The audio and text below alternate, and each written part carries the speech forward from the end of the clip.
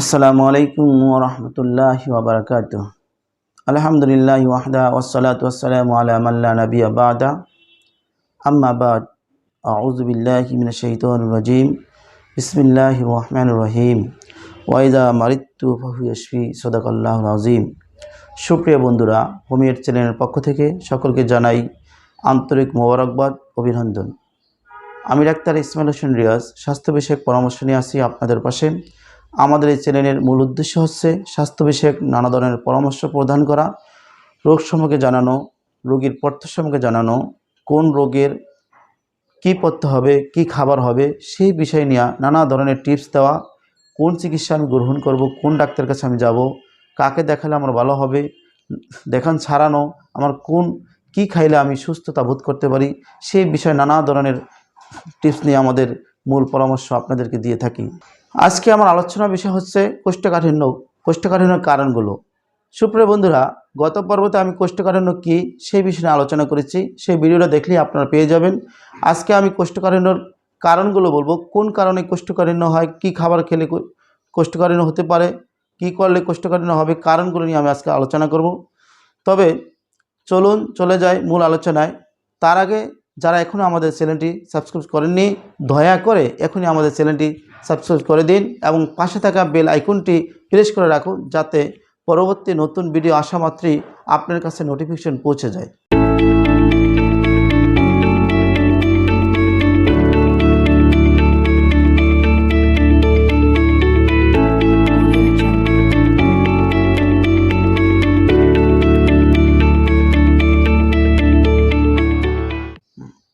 কোষ্ঠকাঠিন্যের কারণগুলো কি?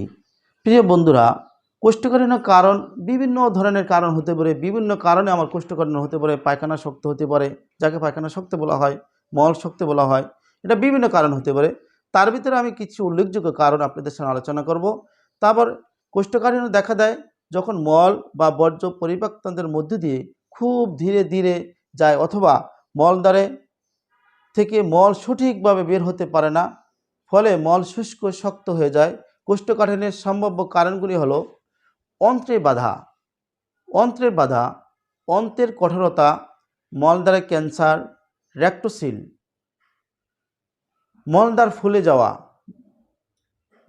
পেট ক্যান্সার বা কোলন ক্যান্সারের চাপ কিছু কারণ কোষ্ঠকাঠিন্য হওয়ার ঝুঁকি বাড়াতে পারে। যে সমস্ত কারণগুলো কোষ্ঠকাঠিন্য আরও বেশি ঝুঁকি বাড়ায়, সেই কারণগুলো নিয়ে আমি আলোচনা করতেছি।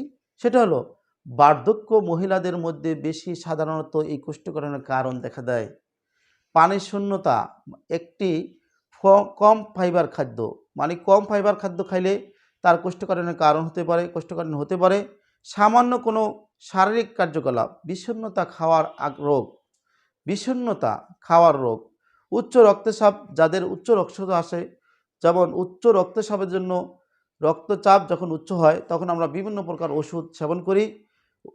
ওপিডিও, ব্যথার ওষুধ মতো কিছু ওষুধ আছে, যে সমস্ত ওষুধ খাইলে পায়খানা কষা, মল শক্ত হয়ে যায়, এটা একটা কারণ হতে পারে, কারণ হয়।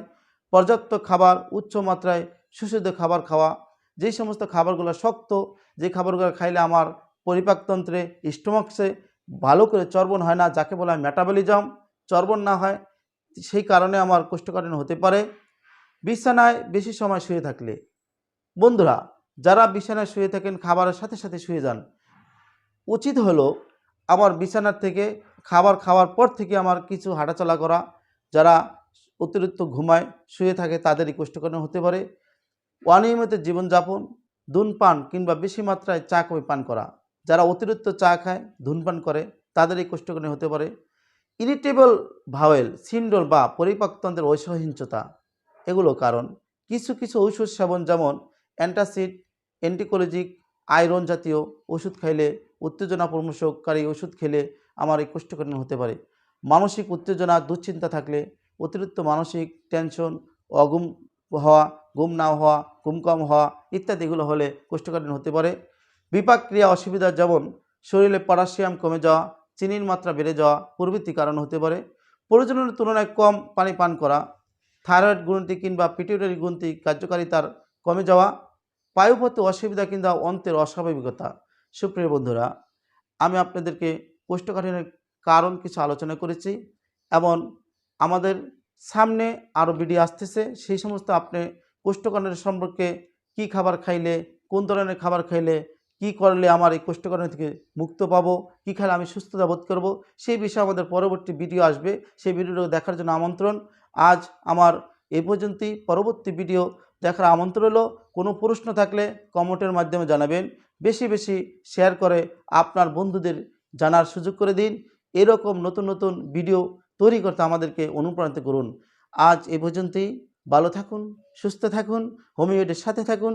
আসসালামু আলাইকুম ওয়া রাহমাতুল্লাহি ওয়া বারাকাতুহু।